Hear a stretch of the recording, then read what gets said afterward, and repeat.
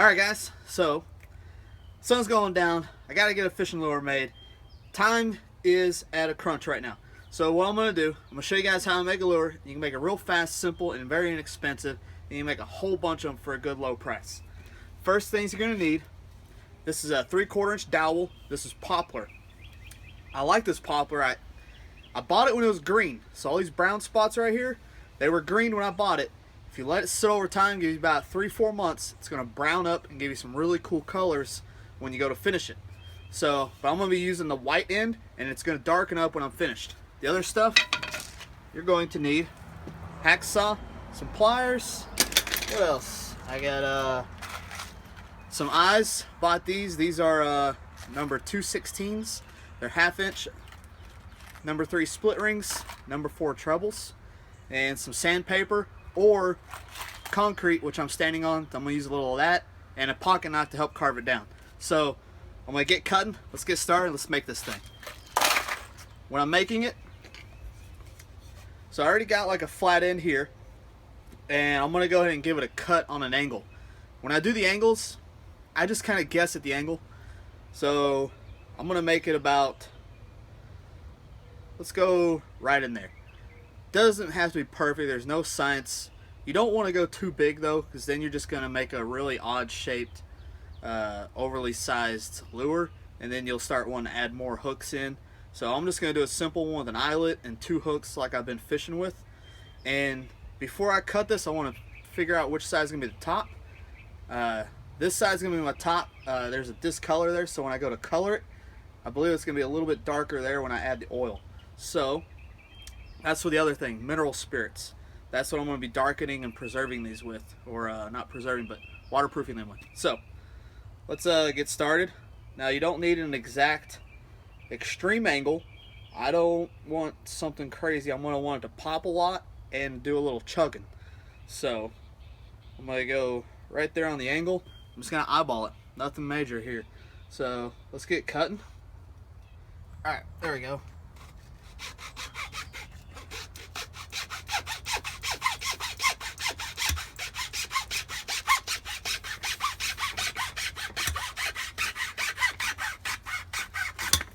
Bam, it's off. So right here, I got this little nick off of it. I'm gonna take that off with a knife. I don't want to go crazy into taking that, because I'm gonna sand everything and clean up. Being a dry wood, it's gonna sand really fast. So you can see the slant on it here that I have. It's not extreme, it's just enough. So it's gonna give a nice little kind of a dark spot here, and it's just gonna be a cool little design offset. So what I want to do, this is going to be the eyelet, the pull side. This is going to be the back side, and I'm going to just start whittling it down with my knife. So that's another reason I'm going to doing this outside.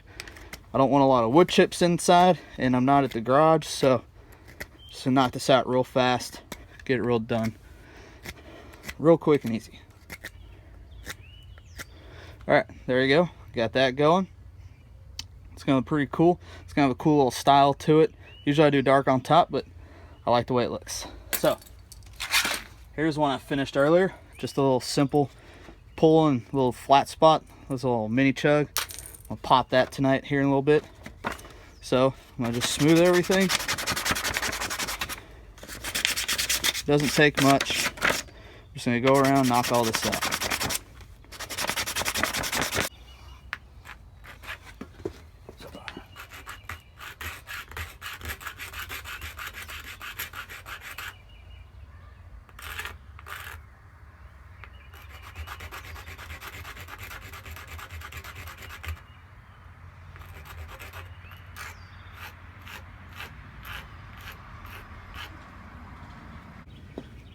Okay, so about got it done. Now with the eyelets, you're just gonna eyeball them in, but when I do the front one, I don't go directly in the center, because I want a heavy top, and I want to help have everything so it sits up top. So I want more weight on the bottom. So I'm gonna see where my angle is here. So I got it like this. Now I'm just gonna mark it, just eyeball it right down, kind of right there. and it's not directly in the center. So I'm not worried about it. You can do it in the center. I just don't want it in the center. That's not the way I make these. That's kind of one of those extra little secret things. Kind of helps me get a really cool skip on it or a nice little pop, because when it's sitting down there and I'm pulling, it's going to pop everything up. So then the pliers, that's where I'm going to hold those, grip the eyelet, and I'm just going to mash it down in. And this being poplar, it's a hardwood, so I don't really have to worry about it coming out. It's in there pretty tight. You can pull pretty hard. I don't know what the poundage is going to take, but pretty sure I'm going to break 10 and 12 pound tests before I pull these out. The other thing I like to do on these, I put a spot of super glue right on them to help hold them in.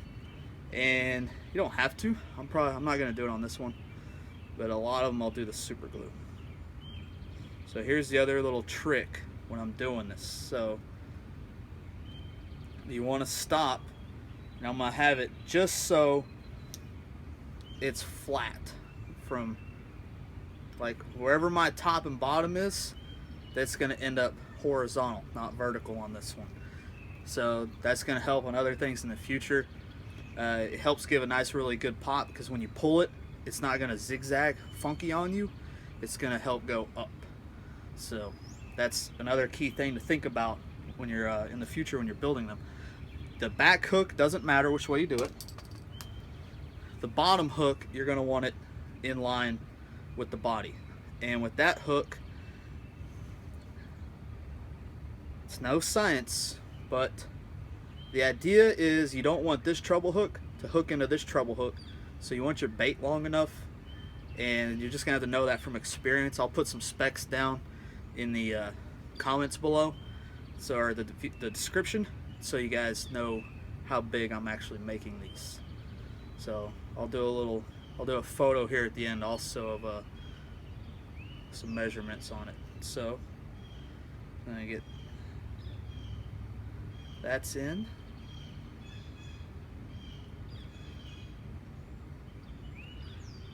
And I'm just gonna finish this up with the eyelets here, and I'll get to the other part. Okay, so I'm pretty much at the end. What I'm gonna do now, I'm gonna cover it in mineral spirits. It's just an oil.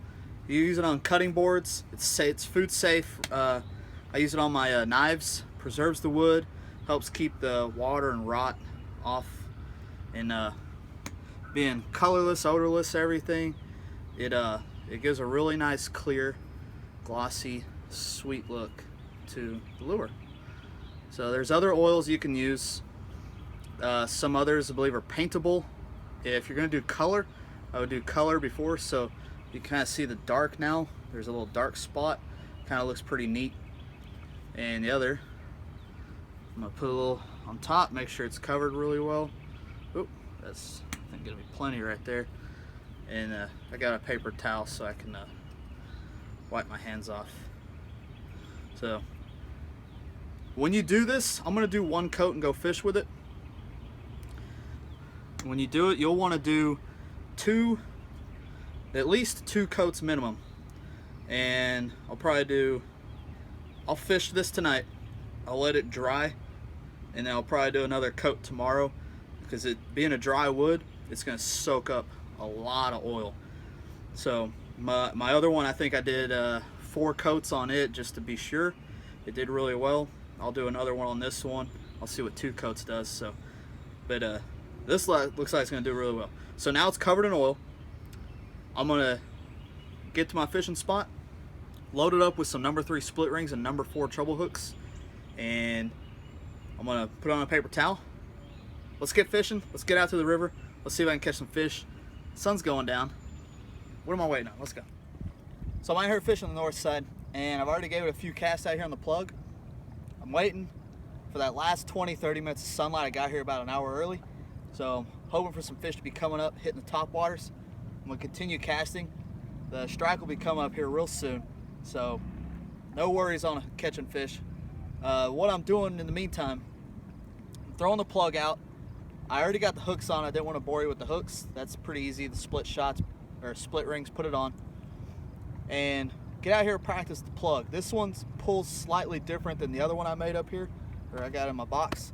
So kind of practice the speed retrieval, get the pop and the chug that you want. So do a little practice runs. You'll see what you're doing. It's not hard to pick it up real fast. So I'm gonna get casting, get some bites, see if I can get some fish. So it's a little windy, but not a big deal. It's gonna die down here.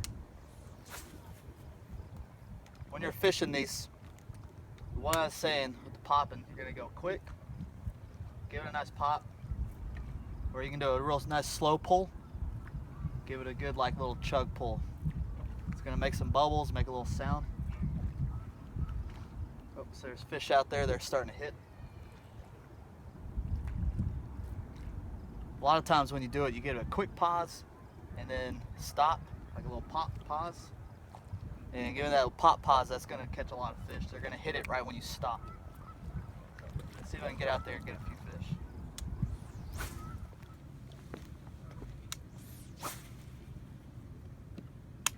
So the fish are getting active. Come on, fish.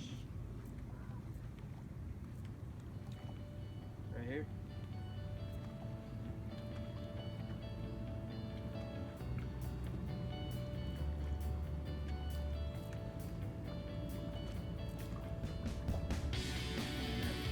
Over out there. There's a ton of fish.